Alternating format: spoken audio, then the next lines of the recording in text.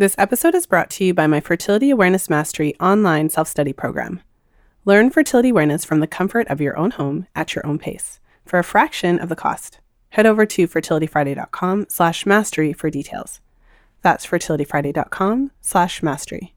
This episode is brought to you by the Fifth Vital Sign. Master your cycles and optimize your fertility. With over 1,000 research citations, it is the most comprehensive resource on fertility awareness and the menstrual cycle to date. The Fifth Vital Sign is available in paperback, ebook, and audiobook formats on Amazon.com. Listen to The Fifth Vital Sign for free when you sign up for a 30-day trial with Audible. Visit fertilityfriday.com/audible for details. That's fertilityfriday.com/audible. This is the Fertility Friday podcast, episode number 282.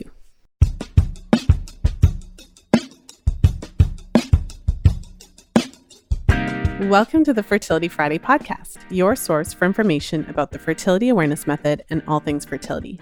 I'm your host, Lisa Hendrickson-Jack. I'm the author of The Fifth Vital Sign and the Fertility Awareness Mastery Charting Journal. I'm a certified fertility awareness educator and holistic reproductive health practitioner with nearly 20 years of experience teaching women to connect to their fifth vital sign through menstrual cycle charting, balancing hormonal health, and optimizing the menstrual cycle without hormones.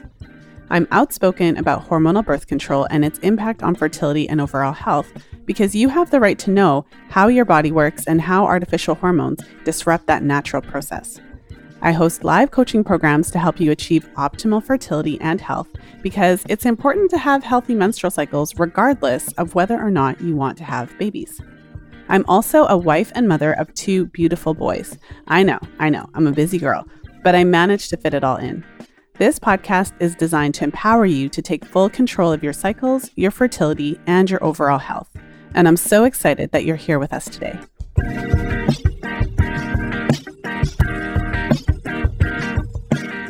In today's episode, I'm sharing another installment of my Pill Reality series. And today I'm sharing my conversation with Tessa. Tessa was an implant user, and she shares her experience on the implant and also having it removed. One of the questions that I get about hormonal birth control are, how do the different types of birth control relate? For instance, women who use the IUD are often told that it's at a very low dose and concentrated in the uterus, as if we don't have a circulatory system, giving the impression that somehow different methods of hormonal birth control have different modes. And of course, some, depending on your specific needs, some women cannot use estrogen-containing hormonal birth control. And so, for instance, the implant is an example of a progestin-only option. So there's different types of implants, but all of the implants contain synthetic progestins only. All types of hormonal birth control, there are 3 main modes of action, how they prevent you from getting pregnant, why they are so effective. And so all hormonal birth control have either one of the 3 main functions, which is A, inhibiting ovulation altogether or interfering with normal ovulatory function, B, preventing your cervix from producing fertile quality mucus so that the sperm cannot penetrate the cervix and therefore cannot even get close, even if there was to be an ovulation. And C, thinning the uterine lining such that the uterine lining is not a hospitable place for a fertilized egg if there were to be one. So even if a hormonal birth control method does not always completely prevent ovulation, there are certain fallbacks. And I think one of the misconceptions for women who use hormonal birth control that does allow for ovulation, so for instance with the hormonal IUD, some women continue ovulating while using the IUD, whereas some women stop ovulating and other women experience irregular ovulation. But this doesn't mean that you get to have a normal menstrual cycle and everything is completely fine. When you look at the hormone profile of women who are using hormonal birth control, even the women who may continue to ovulate, whether it's regularly or sporadically, their hormonal profiles are different. So if you were to look at their progesterone levels in the luteal phase, if you were to look at their estrogen levels, those levels are not completely normal. Because keep in mind, all hormonal birth control contains synthetic hormones. And so these synthetic hormones are designed to interfere with your reproductive system enough to prevent pregnancy from happening. So with the implant in particular, the main mode of action would be to prevent ovulation. So some women do not ovulate at all while using implants. Other women may ovulate sporadically, but all women who use the implants do have disrupted ovulatory function. And when they look at, again, the different phases of the cycle, if there is a cycle, those hormones are disrupted, as well as preventing the cervical fluid from developing, and so that the sperm cannot penetrate the cervix and the uterus if there were to be an egg released. And also then thinning the uterine lining. So women who are using the implant have very thin uterine lining. I share all of this with you because in the Pill Reality series, we're talking about the effects that women experience. So I invite women on the show to share their experiences with different types of hormonal birth control. And often women who've used different types of birth control, I mean, if you listen to enough of these episodes, you'll recognize that women respond different ways. Some women use certain types of the pill and have extreme reactions to it. Others use different types of the pill and don't really notice a whole lot of difference. Some women use the implant or the IUD, the hormonal IUD, and experience certain symptoms when other women do not. And what I think is important is for us to understand how it affects our natural hormones, because then you can appreciate why it does have an effect on certain women. Why for some women, these different types of hormonal birth control impacts their moods, impacts their energy levels, impacts other aspects of their personality and things like that. And I feel like it's helpful to have the context of, okay, it is affecting the hormones. It does actually affect your body in these very specific and physical ways. And that kind of helps us to understand, like, how is it possible that it can affect women in all these different ways? So without further ado, let's jump into today's interview with Tessa.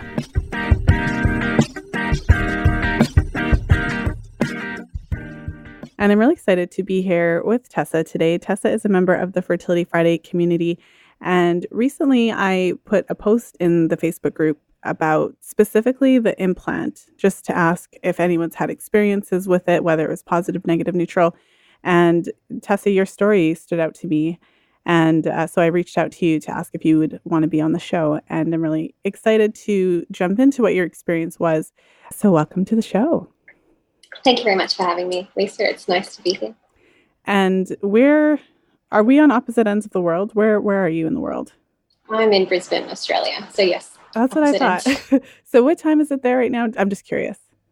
10:30 a.m. on Monday. Okay, so you're in the future. So we're recording this in my world. It's Sunday. So but just to jump in, I would love to get a sense from you of, I suppose, just to take it back to the implant and what we're here to talk about today.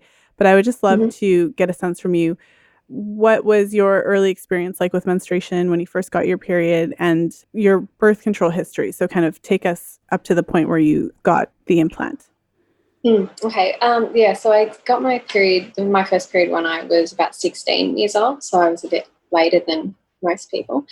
And I had, right from the get-go, I had really painful periods. It was just awful, missing school, missing days of school, and curled up on the couch, and it was pretty horrendous. And then when I was about 18, I'd moved out of home and I was at university, and I had a period that went for about 2.5 months. I was bleeding for, and my mum took me to the gynecologist, and he, of course, put me straight on a pill. And I think he put me on a progesterone only pill or supplement, and then that didn't stop the bleeding, so I went on the pill, and I was on that for a couple of years almost. And then I decided that I wanted to go off the pill because I wasn't sexually active, and I didn't like the idea of taking synthetic hormones. And then so I waited for my period to come back, and it didn't, and I didn't have a period for about 2 years. I started seeing, acupuncturists, and I went to all types of specialists, and they eventually diagnosed me with PCOS. And then my period did come back, and then I had a period for probably about, I had my irregular periods for a couple of years.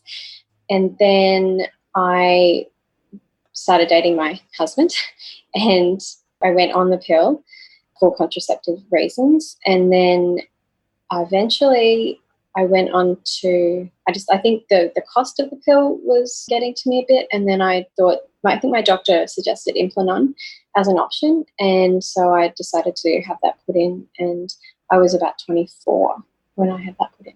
Mm-hmm. Well, and when you think back to your time on the pill a couple times, did you notice anything? What was your experience like in general?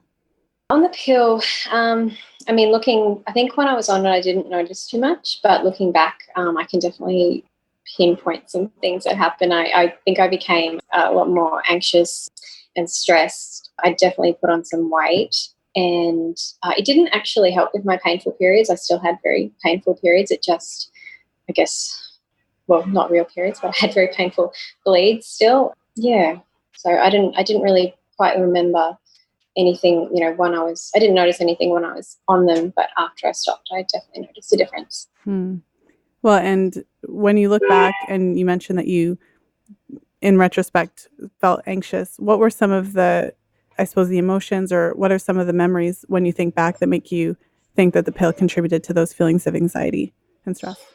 Well, I was at university, so it was a stressful time anyway, but I think everything just became a little bit more heightened, and I think I became a bit more irrational with my stresses and anxieties, and I definitely noticed it, and I definitely noticed it and remember it from when I had the Implant in. It was almost immediate. I had a panic attack when I was on Implant, and anyway, sorry, you asked about the pill. Mm-hmm. Well, it's interesting because, I mean, when you're in the midst of it, it's all, you're not, and especially when you're not told that this could be one of the effects. Of course, that's what I'm always talking about, which is that if we're not even told about the effects, then if we experience them, it's really hard to even have that heads up that it could be happening, or that it could be happening because of this pill that you're taking. So then when you switched over to the Implant, and one other thing, you mentioned the cost of it was getting to you. Did you want to tell us a little bit more about that? Because I know, depending on where a person lives in the world, it may be covered. They might have it covered by insurance or those types of things. But in your case, it sounds like that wasn't the case. No, it wasn't. I think I was on Diane, and it was, I don't know if that's what it's called everywhere, but I just remember being quite expensive. I wasn't able to get any, coverage or anything for it, or it was, I can't remember how much it was, but might have been about, I think I used to pay about $70 or $80 for a pack, and that lasted me about 3 months. Wow. Yeah, that is expensive. I'm pretty sure. So it's just making me kind of reflect back. So I took the pill when I was a teenager for a couple of years, and I don't remember ever having to pay, but it's really hard. So this is me conjecturing all day, because I really don't remember that clearly, but I feel like it was covered under my dad's health plan or something like that with his work. So It was never, for me, all of the challenges surrounding the pill, one of them that I've never had to face is actually worrying about the cost and it being too expensive. So I just wanted to take a moment for that, because I'm sure there's a lot of women who are listening who have been in that situation where it's like, well, it's also expensive and I'm not necessarily able to access it. Then you switch from the pill to Implant. So maybe share how it differed, and just in general what your experience was like, and also how long you took it, all those things. Yeah, it was really awful. I only had it in for about 3 or 4 months. I can't quite remember, but I bled the whole time, and it was just light bleeding, but it was still really annoying. And I was really anxious and sad and just flying off the handle for no reason at all. And I had a panic attack or two, and I don't know how my husband stayed with me. It would have been awful for him. I was just crazy.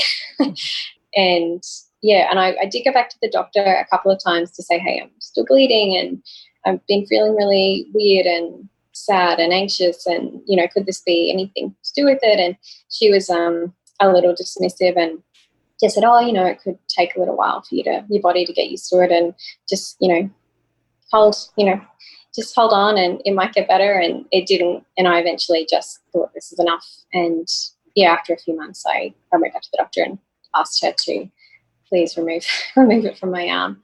And then that was an issue. She actually had difficulty. I'm not sure if she'd taken many out, and she'd had difficulty actually removing it from my arm. And it took a really long time, and she was poking and prodding in there, and it really hurt. And she had to cut her incision, make her incision a little bit larger to get the Implant out. And I just remember that as actually being a little traumatic, because she seemed to be taking it as like a bit of a joke, and she thought it was a little bit funny that she couldn't get it out, and she had a nurse in there with her, and they were just chatting and laughing. And anyway, so that was overall, it was a bad experience. Well, there's a lot that I want to unpack in your story there. When it was put in, maybe share with us what that process was like. How do they put it in? Did it hurt? Was it fine? Did it take a while? Yeah, no, it didn't. I don't remember it taking a long time to put it in. they have this little, like a little gun insertion thing, and they just hold it up to your arm and sort of shoot it into your arm. It was a bit strange.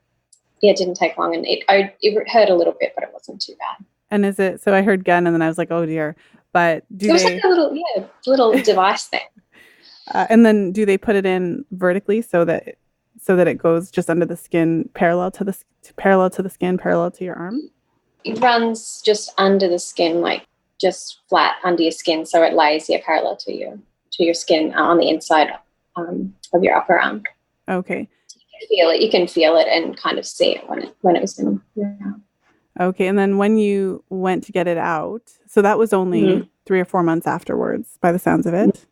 Mm-hmm. Mm-hmm. And you said, so tell us a little bit about that. So were you still able to feel it? Was it still obvious where it is, or had it moved? Yeah. No, you could actually it had moved, but you could still feel it, and you could see it. You could, if you like stretched my skin over it, you could see the little bump, and you could feel it. So she didn't have any trouble finding where it was. It had just moved a little tiny bit. I think it had actually gone a bit deeper, and that's why she'd had trouble taking it out. And you mentioned that she had to cut the skin. Did she? Yeah. Were you numbed? Was there any? Yeah, it was numbed, but it was still uncomfortable. Yeah. And you could feel it. You could feel her prodding around in there. Okay.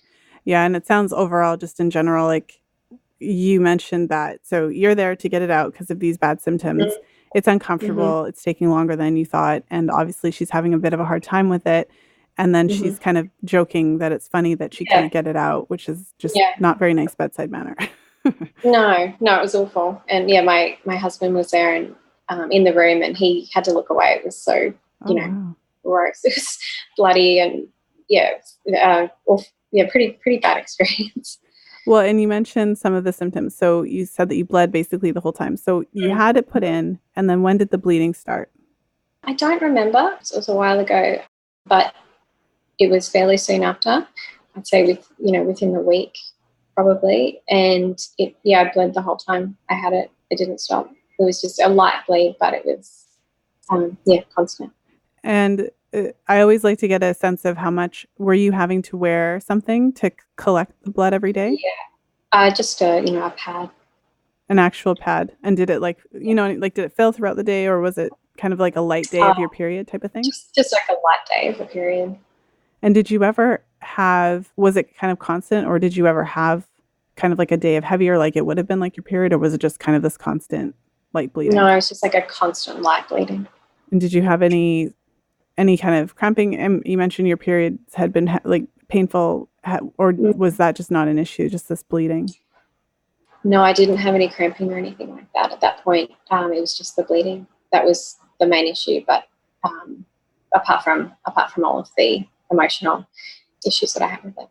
Well, and it sounds like the emotional issues that you experienced with Implant were different than, because you had been on the pill before a couple of times. Mm-hmm. And was it different? Was it obviously different? Obviously a shift when you first. Okay. Yeah, definitely. Yeah, obviously. Really obvious difference.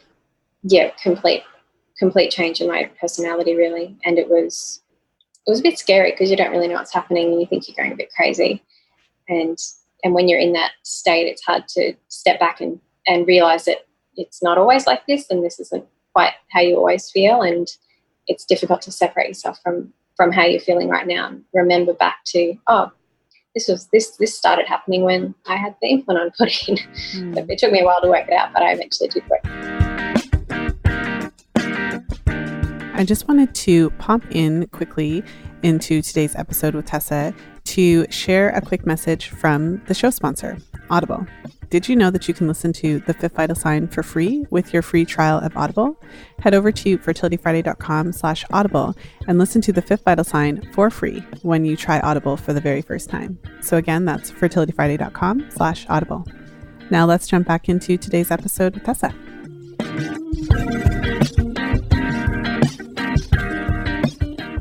Well, and it's interesting. Every woman's experience is so different. Over the years, interviewing different women who've experienced different things with hormonal birth control, I mean, there's a small percentage of women who have these really major emotional side effects right off the bat. And, that most women don't have that experience. But in your case, do you think that helped you to make that connection sooner, just because it was kind of like what has changed and it was kind of obviously that? Yeah, definitely. Yeah, it was, because it was so sudden and such a huge difference, it really woke me up to that being an issue. But then I went back on the pill. So it didn't, obviously, I didn't put all of the pieces together at that point. Okay. So when you went off the implant or got it taken out, then birth control was the option in order to prevent pregnancy moving forward. Yeah. I went back on the pill for a couple, not quite 2 years after that. And then I haven't been on it since about 2014. Well, and it's interesting because it also speaks to how different birth control methods affect you differently. Implant is progestin only, obviously a different formulation than the pill. And whereas some women might have the opposite experience, some women might have that type of experience on the pill itself. And I did have different experiences on different pills as well, because I think I started out on Diane and I didn't really notice too many. It wasn't as dramatic as it was with Implant. But then I think after I had Implant, I went on to, I can't remember what pill it was, but then I moved overseas and then I was put onto Yaz, and I had an awful experience with Yaz, very similar to Implant. And then that's when I stopped taking the hormones altogether. And was it anything in particular that got you to come off the hormones, or was it just a kind of a gradual buildup of all of these different things? I think I just finally put it all together with, the bad experience with Implant and then the bad experience with Yaz. I try to be as natural as I can with my health and our lifestyle. And I sort of woke up one day and I was like, wait, why am I actually doing this? And it doesn't make sense. And so I stopped. Okay. Well, how was that when you did decide to be finished with hormonal birth control? How did you make that transition? And then were you still actively avoiding pregnancy at that time? Yeah. We just used condoms and haven't had any issues with that. And I came across your podcast almost 2 years ago, and I was looking into endometriosis, and that's how I found your podcast.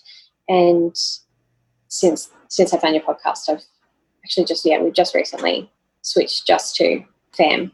So it's going well so far. That's exciting. Well, and you mentioned that you had painful periods and you were taking the pill, but that didn't actually improve the pain. No. And it's interesting because, of course, that's one of the signs not the sign, but it's one of those flags, I guess you could say, that is something to look into further. Well, one of the questions I know for a lot of women who are in a similar situation or wanting to come off of birth control, they're concerned about how their partners might take it, how it might affect their relationship. When you're on the pill, sex can be spontaneous and because, you're on the pill. So you don't have to really have these conversations. Although I always say, if you're having sex with another person, you still do have to have these conversations because there's no method that's 100%. But with that said, it gives you that feeling of I'm totally fine and we don't really have to have these conversations. We don't really have to modify our sexual activity kind of time to time. So not asking for specific information, personal information in that respect, but more just how were the conversations between you and your partner, and how was it with that transition? Was he supportive? Was it okay? Yeah, he was really supportive. He's been wonderful. Yeah, he was totally okay with that. And he's been fine with all of the things that I've suggested. So that really hasn't been a problem, which has been really lucky for me. Well, and do you know other women or have other friends that have used the implant successfully that didn't have an experience like yours? No, actually, I don't think I know of any of my friends who've had the implant on, so no. Well, I mean, if there was a woman listening who was considering it and wanting, perhaps she tuned into this episode to find out more information about it, would you have any advice for her or just anything at all to say? I just want to say don't do it, but I just say that if you do go ahead and do it, then definitely make sure you listen to your body and when something's not right. So if your doctor doesn't believe you when you go back and say something's not right, then find another doctor who will listen to you and take you seriously. And I think you need to make sure that you are aware of all the side effects that could have, or all the effects that could have on your body. Mm-hmm. Well, and a question about cost, because we were talking about cost of birth control. So when you had the implant on, I mean, I'm curious about the cost just in general, because of course this is something that is intended to be used for many years. Mm-hmm. But then in your case, you did use it and then end up having to take it out right away. So was that something that you just had to kind of eat the cost of that, or how did that play out? Yeah, no, it was just had to.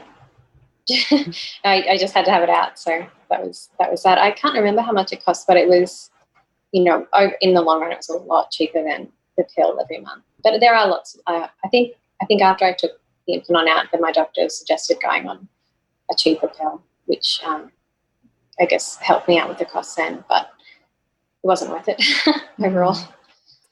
Well, yes. Thank you so much for sharing your story.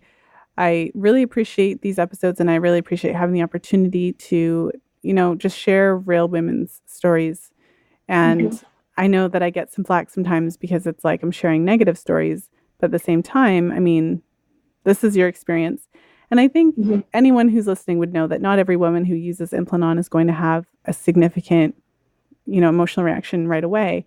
But this is something that I've heard. There's definitely a certain percentage of women who use whatever hormonal birth control method that they use, and they do notice a shift in their emotions and kind of their personality right away. And I often think of it like as the canary in the coal mine, because you're having these big outwardly effects, whereas other women don't necessarily have like these dramatic effects. But years later, they might end up having some of these effects, and it's so late in the game that they may not be able to make those connections. Yeah. All right. Well, I suppose one last question for you, Tessa. If there's a woman out there who's listening who is thinking about coming off of whether it's the pill or whether she's contemplating having her implant taken out, what, if any, advice would you give to her, especially if she is not yet ready to get pregnant?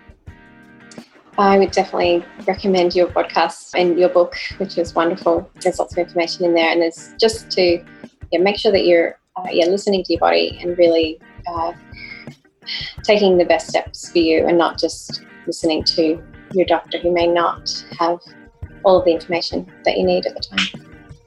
Well, wonderful words to end on. Thank you so much for being here, Tessa. It's been a pleasure, and I really appreciate you sharing your story with everybody so that they can learn more about the implant. Thank you. Thank you for listening. If you enjoyed today's show, please share it with a friend. You'll find the show notes page for today's episode over at fertilityfriday.com/282. I just want to say a special thank you to Tessa for coming on the show and sharing her experience with the implant. When I was doing some research after our episode just to see what some of the most common side effects are, what I was finding in the research is that different manufacturers are actually developing different models of implants because the issue of removal is becoming more and more prominent as more and more women are using the IUD.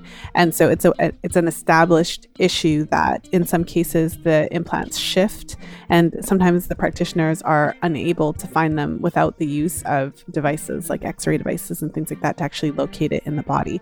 And so just so that you know, it's a big enough issue that different manufacturers of implants are coming up with different models, some models that can actually be easily found if they get lost via different types of visualization techniques, just so that everyone is kind of aware of that. Some of the other most common side effects include bleeding, abnormal bleeding, especially with some of the earlier versions of the implant. There was a certain percentage of women who would find that once they had the implant inserted, they would either have irregular bleeding or continuous bleeding for a period of time.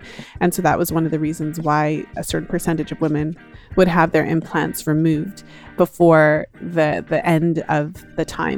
And often when you're looking at the research, especially geared to medical professionals, they're often looking at more of the reasons, like the physical reasons why that would interfere with a woman using the implant for the intended duration, as opposed to the emotional effects of it. So it's just to kind of put it out there. So I do appreciate Tessa for coming on the show and sharing her experience and shedding some light on what that is. And again, the purpose of these episodes is to provide a space space for women to share their experiences. I recognize that there are women who have good experiences with their different hormonal methods and don't have any issues with insertion or removal, and don't report any issues with mood or anything of that nature. But I do think it is important to share this information.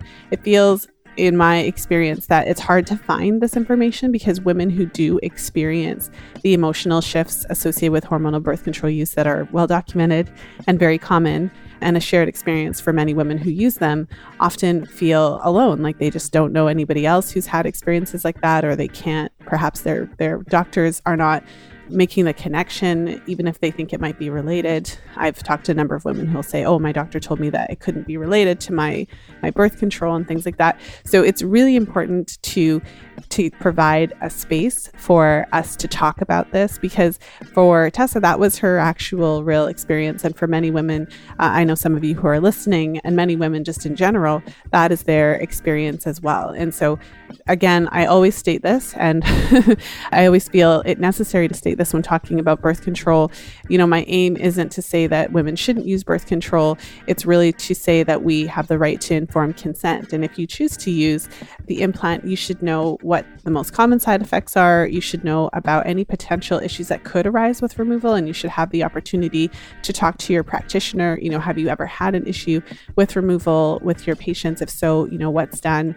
What can I anticipate? These are just conversations as adults we should be able to have, not to discourage us from necessarily using the method if you feel that it's the best method for you at this time, but just so that you can have those conversations and really go into it knowing what's happening. So for instance, if you know that a certain percentage of women have continuous bleeding or an increase of abnormal bleeding when they're using the implant, then if you know that and you experience it, then you can have that conversation with your doctor. You know, what happens if I do experience the bleeding? Does it typically go away? Have you ever had to remove an implant for one of your patients quite soon after inserting it because of abnormal bleeding? You know, what did that look like? And what would that mean for me in terms of the cost and things like that? Because ultimately you don't necessarily know ahead of time how your body is going to react to these things. So again, hopefully this is how it comes across, because that's the intention. The intention behind it is to create a space for these conversations so that we can all be aware of how different birth control methods affect us. And also, of course, so that we can have the conversation that hormonal methods are not the only effective way to prevent pregnancy. And ultimately, barrier methods and non-hormonal methods like fertility awareness are the only birth control methods with no side effects. So when you learn your cycle and you're able to identify which days are fertile, which days are not, and manage your fertility with a different non-hormonal method during that time, really that's the only type of birth control that does not have any side effects, because it is not a medical thing that you're taking. It's not a drug. It's not a device. It's just a different action. So, I mean, of course, if you're using condoms, you may have an allergy to latex. So that's a possible side effect. But I think you get what I'm saying there. So it's really just about giving us options so that when we're making that decision about, okay, what birth control is best for me, you actually have all the options available to you and all the information. And ultimately, that's what this is about. So we'll be talking about the implant in the Fertility Friday Facebook group. You can join us in there, fertilityfriday.com/community. I've cultivated a number of resources for you if you are on your fertility awareness journey and you're wanting to learn more about fertility awareness, and if you're considering using it as your primary birth control method, or you're using it already and you're wanting some additional support. I would suggest checking out the Fifth Vital Sign if you haven't already had an opportunity to read it. Of course, the Fertility Awareness Mastery Charting Workbook. If you are into paper charting and you're looking for a place to write down all of your observations, two great resources for you there, as well as the Fertility Awareness Mastery online self-study program. It's a huge step to make that jump from hormonal birth control to a non-hormonal method. It can be really terrifying, and it's normal. You're in good company. But, you know, part of the reason why I do the Pill Reality Series episodes as well as the Fertility Awareness Reality Series episodes is to share with you real women's stories and experiences of transitioning from different types of birth control.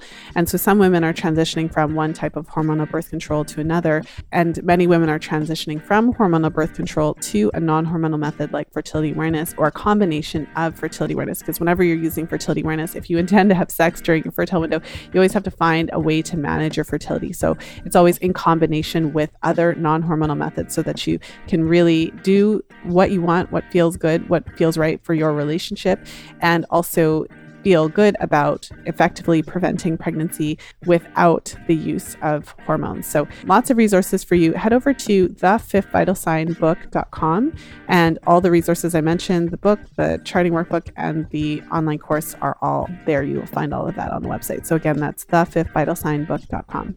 And with that said, I just want to thank you for spending some time with me today. I appreciate all of you for tuning into the show and for sharing the show with your friends. Fertility Friday has really grown because of word of mouth from listeners like you who spread the word and who talk to your friends about it, and your clients and your colleagues. And I really appreciate that. So with that said, I will let you go. I hope that you enjoy the rest of your day, the rest of your weekend, whenever you're listening to the show. And of course, as always, until next time, be well and happy charting.